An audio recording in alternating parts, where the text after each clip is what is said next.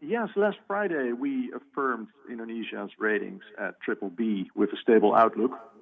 And as in all countries, there are strengths and weaknesses in the credit profile. So in Indonesia, the strengths are, a favorable medium-term growth outlook. So 5% growth, maybe a bit on the low side for many people in Indonesia, but actually, if you compare it to peers in the same rating category, it's actually quite high.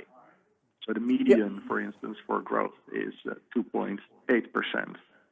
All right. So we wonder about this. To what extent will it also be impacting our corporate debt rating, defining the word stable outlook from Fitch Ratings?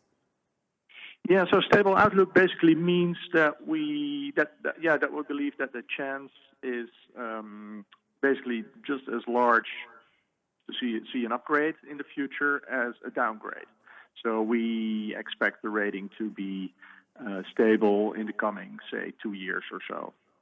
What about our corporate debt ratings? What is your take and Fitch Ratings takes on our corporate debt ratings by far? Yeah, so the corporate debt ratings, our colleagues, they look at the ratings of the individual companies.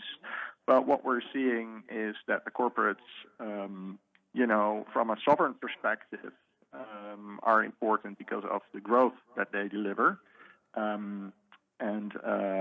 So we also look at the SOEs, for instance, and the build-up of the debt level among SOEs. And what we're seeing is that currently this debt is going up quite significantly. So according to latest BI figures, we're now talking about 5.9% of GDP combined debt of the SOEs, which is 1.5 percentage points higher than 2 years ago. So those kind of things we're looking at from a sovereign perspective because, it can turn into contingent liability for the government, the sovereign. Well, now that you are maintaining our debt ratings, what major challenges Indonesia, especially Indonesian government, possibly would be facing in terms of maintaining this confident level, BBB? Yeah. So like I started out with, every country has strengths and weaknesses, and the strengths in Indonesia are growth outlook and also relatively low general government debt. But the challenges include, for instance, the strong dependence on external financing. So the current account deficit by itself is not so much a problem for an emerging market like Indonesia, and also the low government revenue. That's also an issue that we are looking at. We know that the authorities are working on improving compliance and the ratio more generally.